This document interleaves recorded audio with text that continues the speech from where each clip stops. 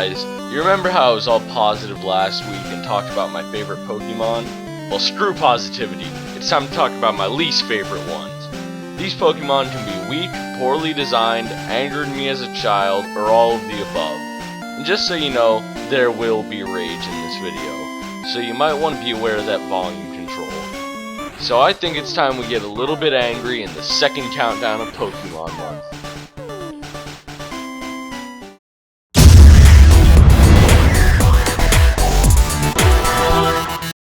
Well, a great way to start out this list is to start out derpy. And what could be more derpy than Lickilicky? In Generation 4, we received many amazing evolutions for past gen Pokemon, such as Rhyperior and Magnezone. But there's always gotta be that one that ruins it all for us. And that one would be Lickilicky. He just looks like Lickitungue's special ed cousin, hardly an evolution by any standards. He loses the length of his tongue, which I would assume is Lickitungue's only survival advantage, considering the fact that pink makes as good a camouflage as neon. Then Lickilicky gets much fatter, cause that'll help you survive in the wild. But hey guys, he's rocking a new sweet dew in this evolutionary form. So in short, Lickilicky is barely an evolution, and nowhere near making a Pokemon worthy of anyone's team.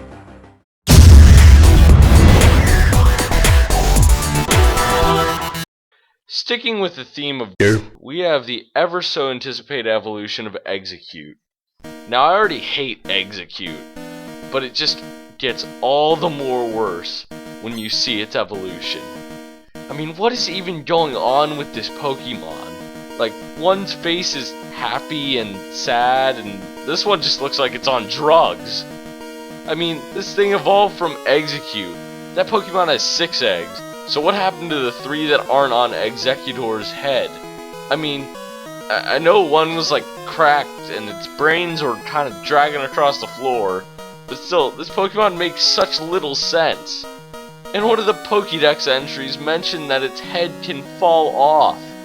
Now, how is this Pokemon alive? Because I sure didn't think heads were detachable. And this Pokemon has horrible speed, weak against 7 types, so it's basically useless in battle. It just shouldn't exist. This Pokemon kind of leaves me with just a sense of, what?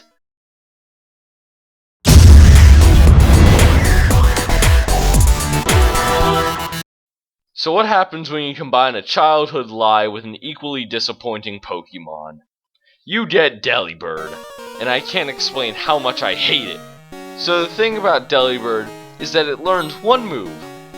One move! Now you would think that one move would be good, right? Because only Delibird can use it. Nope.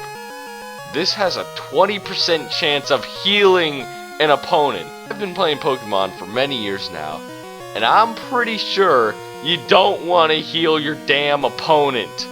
Why? Why would you ever want to use this Pokemon? It has no point. I mean, you can teach it different moves, but it has garbage stats, so why would you ever waste a TM on it? And how is this a flying type? It doesn't have wings! Delibird, you are worthless. Now I know why Chewy had a panic attack over you. And dare I mention the next bit. Yeah! Hi, everybody!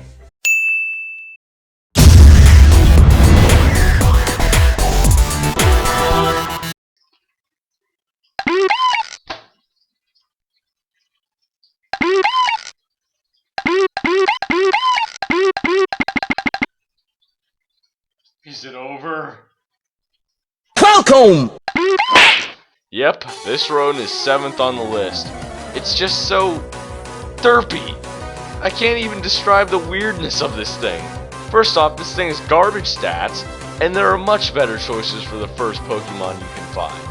I really like Zigzagoon and Rattata from the 1st and 3rd gen, but Bidoof just feels like a step down from those two.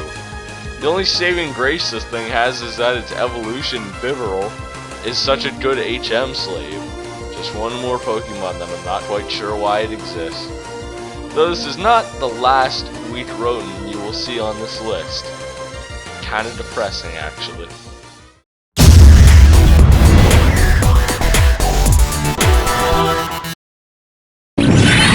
Well, that was fast. Yes, I hate Patrat more than Bidoof. I mean, Bidoof was weird looking, but Patrat is nightmare inducing. It looks like Rattata head-slammed a pile of crack. I mean, what was Game Freak thinking when they made this Pokemon? Oh hey guys, I think that kids these days aren't tough enough. We should totally put a Pokemon version of that guy that all those pedophile awareness videos tell you to stay away from. And don't even get me started on that thing it evolves into. What the hell, Game Freak? Why did you think this was a good design for a kid's game?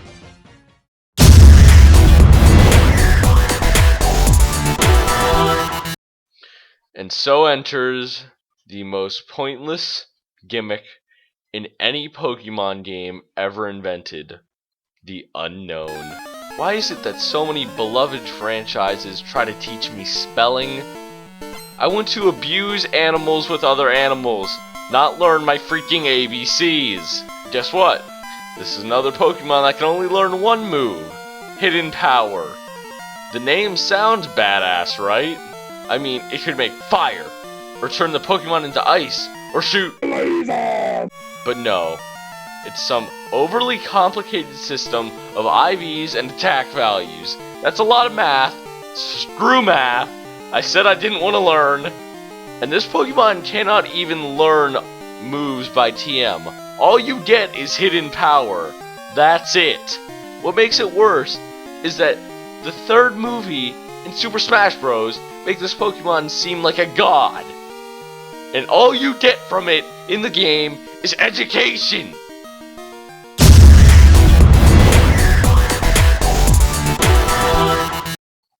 Aw man, I loved Dratini and Dragonair back in Gen 1. They look so regal and astute. They look as if they deserve to be praised.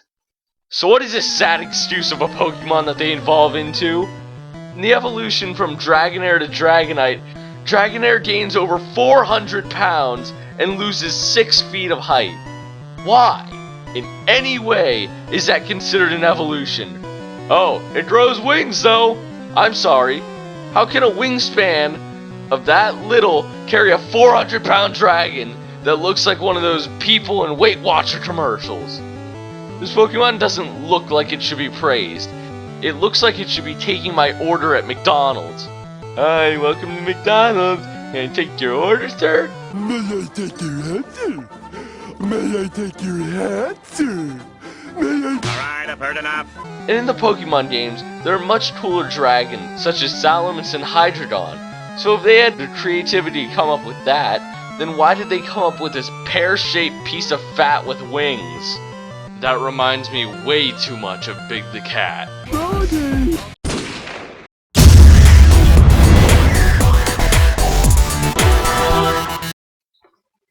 Here comes the sun, do-do-do-do. Here comes the sun, and I say it's alright. No, no, no! This is definitely not alright.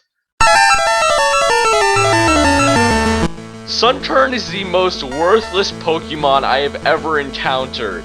It has the lowest base stats of any Pokemon. It and its evolutionary line are worthless. Literally, at level 100, this Pokemon's max stat would barely be beating out Deoxys's base stats. As I say this, there's probably some hipster Pokemon player typing a comment, "Hey man, I got my Sunkerne to level 100. I beat Red, the Elite Four, and Jesus, only using Sunkerne. 1v1 me, bro. I'll wreck you." And the Pokédex entries for this thing make no sense at all. It's a seed, and it's a foot tall.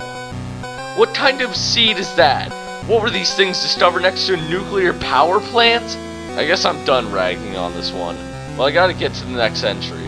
And I think Sunkerne should probably get going too. I think I hear some Spearow calling.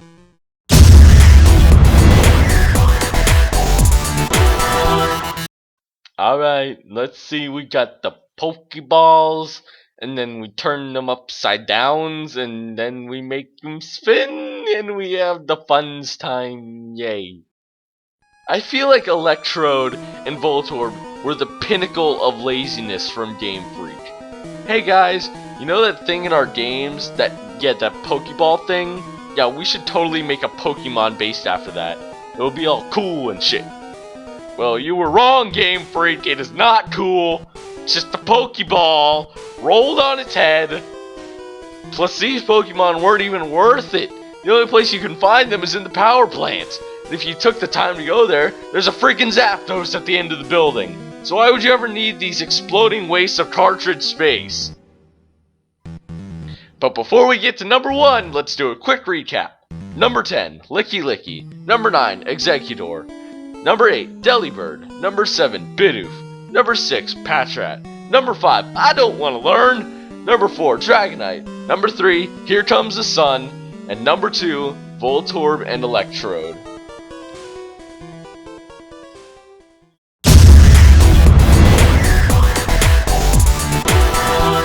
There's only one Pokemon that has affected me so much through the years of my gaming. He's caused me nightmares, strife, and a lot of broken styluses. That Pokemon could be none other than that goddamn Snorlax!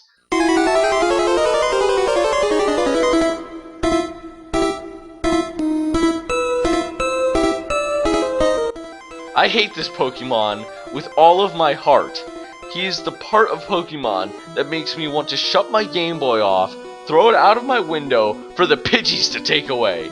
He's a fat, inconsiderate waste of a Pokemon that does nothing but block the way for hardworking trainers. Hey, you want to get to the next gym and be one step closer to being the master?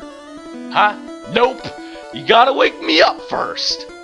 But to wake him up, you have to go get the Pokeflute from the old man at the top of the Pokemon burial site. But to get to the top, you have to get the Sylph Scope from the Sylph Company that's being robbed by Team Rocket. Then you gotta go back to Lavender Town, endure that internal bleeding inducing music, go to the very top, and battle that stupid Marowak that blocks your way. Then you can finally achieve your goal of obtaining the Pokeflute and getting that Snorlax the hell out of the way. That's not even the worst part. What makes everything so much more unbearable is the fact you can only kill this thing once, cause there are only 2 in the entire freaking game. And I gotta catch them all, don't I, Professor? Oh, but it gets even worse. Let's take a look at Snorlax's Pokédex entry. It weighs 1,100 pounds! It eats almost 900 pounds a day. That's almost all of its body weight. That's almost 1,800 Big Macs. It's 1/4 of a car. It's almost all of the US economy in British currency. And then, after it's consumed its full amount of food, it promptly resumes its sleep right the same goddamn spot, blocking every trainer in sight. Even its moveset revolves around being fat. And you know how everyone says that Gen 1 had the most creative Pokemon designs? Well, where is the creativity in this? It's just based off a tub of lard with arms! This Pokemon single-handedly made me hate Gen 1. It and everything it stands for angers me, and that's why it is number 1 on this list. My name is Mr. Alfredo Sauce, and Snorlax is and will forever be my least favorite Pokemon of all time.